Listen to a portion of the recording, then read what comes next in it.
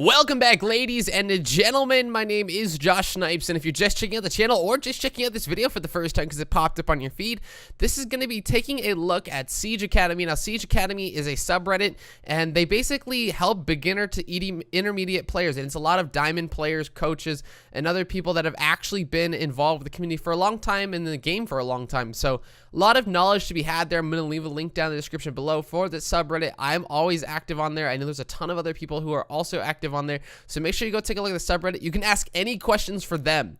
Also, if you guys are interested, I created a Discord for pretty much Siege Academy and other questions if you have questions for me specifically, or just questions about maps, roles, anything like that, and I'll leave a link for that down in the description below also. But without further ado, let's hop right into Siege Academy. The video today is going to be taking a look at roaming. There's a lot of roaming questions that I was able to pick out, and then we have one on Maestro and one on Echo. But without further ado, let's hop right into it. So the first question comes from A1 Mart. He said, tips for Echo on ranked, question mark. I'm level 130 gold 1, trying to push my team for plat for the next season. I've been trying slowly to transition to an Echo main to help with plant denial, as that is our kryptonite at the moment. What are some good tips for camera placement movement during the round when I play as Echo? All suggestions are appreciated.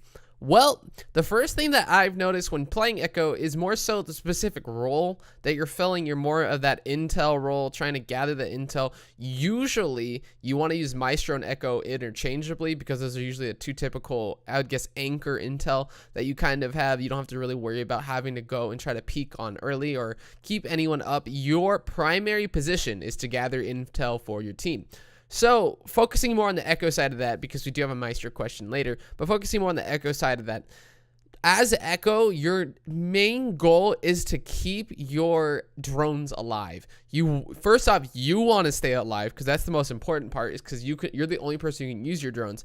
But the second part of that is you want to keep those drones alive, because even if you die, anyone on your team can use those. So, the best camera placements, honestly, a lot of times is just keep them in the bomb site.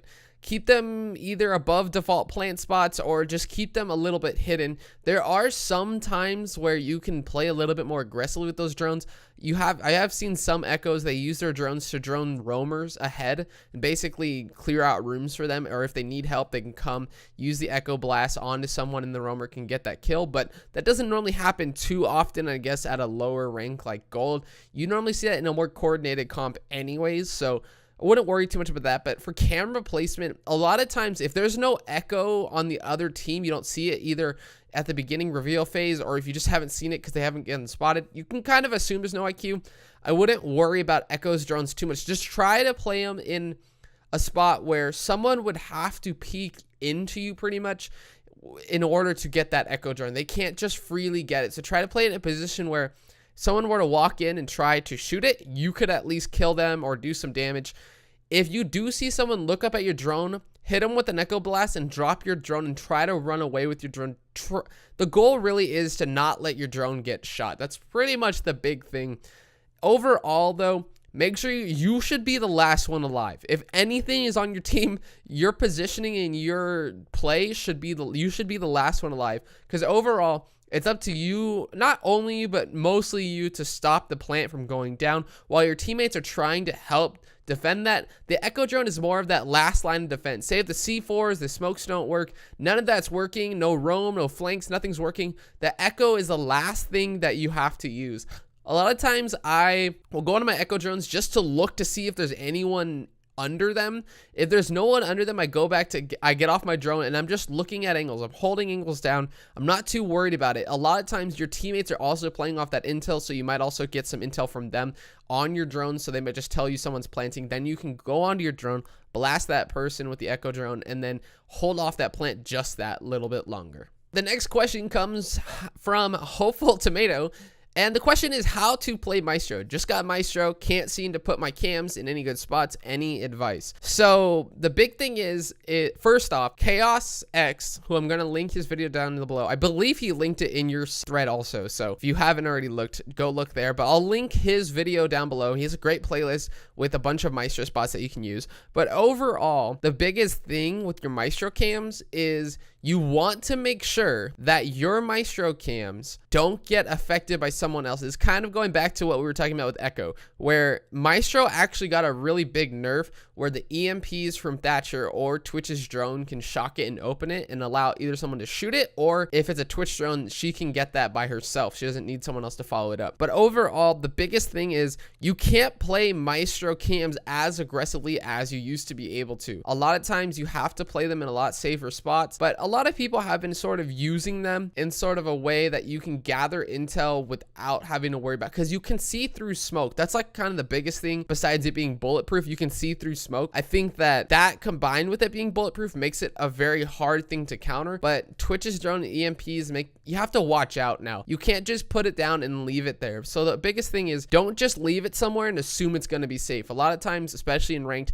people run Twitch and they run Thatcher. A lot of people run Twitch just for the gun, but overall, you're going to have a lot bigger problem in ranked than maybe in comp play. Twitch isn't used too heavily, although she has been favored more and more as the season has gone on for Pro League and Challenger League. But overall, make sure you don't place it in a really bad spot where you can't defend it. That's a big thing. You need to be able to defend it yourself. Either have your teammate defend it or you defend it. So the biggest thing is put it in a spot where you can kind of watch over it, but make sure that you at least have one of your Maestro cams watching a default spot. By default spot, I mean any default plant spot on whatever site it is. So if you're playing on console and theater up in the top floor of consulate, the default spots are honestly going to be behind that desk inside the console office, and usually behind the bomb inside theater. So having a Maestro cam that can view that without being able to be shot very easily, you want to make sure that someone has to push into sight in order to get it. So putting it on a wall that's next to the windows rather than facing the windows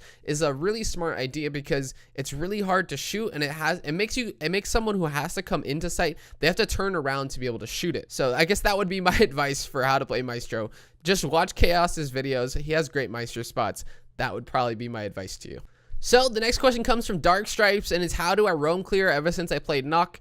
I've been trying to get into roam clearing. Do you guys have any tips? So this one's actually pretty easy. I think a lot of people have this issue usually, but the answer to this is really easy. The best way to roam clear is 1, drone. You need to drone. Number 2, play with a teammate. Play either in a duo or a trio, and drone your teammate in, or have your teammate drone you in, so that way you have intel going into a room that you're not just face checking it. You have some amount of intel, and you can follow up on any pings or any callouts that happen. Those are probably the 2 big things. Another thing that a lot of people do, you can use Jackal. Jackal's really good at roam clearing. I just did a video on him if you guys want to check it out. But Jackal's really good at roam clearing, especially by himself. He can see the footprints, track the footprints, and he has a really good gun. So those would probably be my tips for how to roam clear. So the next question comes from Alt Terminator, and it's the different types of roaming. So in a match, I've heard words shallow roaming and deep roaming thrown around quite frequently. I was wondering if anyone could just explain the different types of roaming to me. Thanks in advance. So the difference between roaming, it's really more so deep roaming versus, I would say, lurking. They call it shallow roaming. Either one, I believe, is interchangeable, but I'm sure someone will correct me if I'm wrong. But overall, the concept of deep roaming is basically you have your site on one side of the map, and the deep roamer is on, I would say, the complete opposite side. They can't get back to site very quickly. It would take a lot for them to get back in, and that's the concept of deep roaming. A lot of times deep roaming is pretty much waiting for a flank or for a call out to come on in, and you come in flank from behind them. So it's letting the other team come on in and sort of push in front of you, and you pretty much catch them in front of you. So a lot of times, if you think a map like Theme Park, a lot of times you have this sort of, you're playing on one side of the map, but the roamer can go downstairs, go all the way around, and come in through the other side. It doesn't matter the side you're attacking. It's just that ability to be able to come in from behind, get some flanks, at least get a kill or 2, and that's pretty much the concept of deep roaming. Now, shallow roaming or lurking, and if I'm using those 2 wrong, let me know. But lurking is pretty much, you're playing right outside of sight. So either you're right outside of the doorway of sight, you're usually on the same floor of the site. So if you're on the top floor, you usually be out of sight, but on that same floor. That's what I would consider shallow roaming. It's the ability to be able to get back into sight a lot quicker than the deep roamer might be able to. You're not usually going for flanks when you're lurking. You're usually holding down some position that's outside of the direct sights. And that's the concept of shallow roaming. Now, there are some nuances between it, but I think that overall the idea is Deep roaming, you're too far off to get on into the site, especially if a lot of people die on site. It's really hard for you to get back in without having to take a lot of time. And shallow roaming, you're able to get back in right away. So those will be the two differences. So basically the question that we have from why contain it, I'm not going to read the entire thing. I'm just going to read the actual question. You guys can read it. I'll leave it popped up. But is it worse as a roamer, A, to die early, or B, to make no contact with the enemy team at all until the diffuser is active? Is your assessment of which is worse / better changed if C, you are so far away that you couldn't possibly encounter them until you return to the active diffuser? So just to get this out of the way, the whole point of roaming is to stall out the attacking team from getting to site, from getting the diffuser down, and basically to waste as much time as you possibly can and hopefully not die. If you waste 2 minutes, 2.5 minutes, and you die eventually at that point, you pretty much did your job. But overall, the point of a roamer is to, one, waste time, and if they can, try to get 1 or 2 picks to sort of put you in more of a man advantage. Even if you end up dying after getting 1 or 2 picks and wasting that amount of time, you pretty much did your job. A lot of times roamers don't live on a map unless they're shallow roaming, which we just explained. But if it's a deep roamer, a lot of times you don't end up living. And the thing is though, if you're roaming by yourself, it doesn't usually work, especially as you get higher and higher ranks. Teams are able to pretty much snuff you out very quickly, especially if you're by yourself. No one's able to hold a crossfire for you. You're going to end up having 2 or 3 people peek you at the exact same time, and you're going to get killed by them.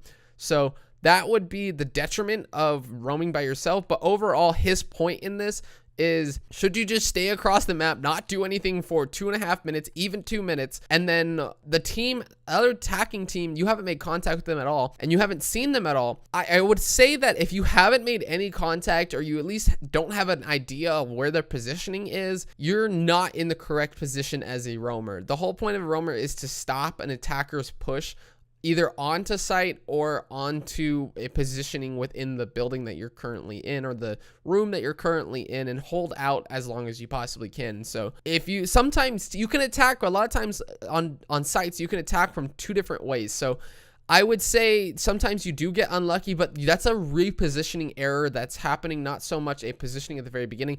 Your intention should not be to go off side of the map and not have any effect, unless for some reason you're playing ranked, you're trying to do this crazy flank, which happens every so often. I do it every so often too. But most of the time, your positioning as a roamer should be to slow down the attackers. If there's no attackers coming to your side, maybe try to creep up and see if you can find one on the other side of the map that might just be by himself or just be unsuspecting. So I guess overall, that would be the big thing that I would say. And the big thing that I would do as a roamer, the point of roaming is to stop the attackers, or at least slow them down enough. Anyways, guys, I hope you guys really enjoyed this video today. I love doing these kinds of videos, and I just picked topics off of the subreddit. But if you guys want to go check out the subreddit, I'll leave a link down in the description. Don't forget to go check out my Discord. I do these kinds of questions. I try to answer them myself. I do have a couple other people in there who are very good at answering, very smart, intelligent people. So make sure to join the Discord. Anyways, guys, this is going to be Josh Snipes signing off. I hope to see you on the next one.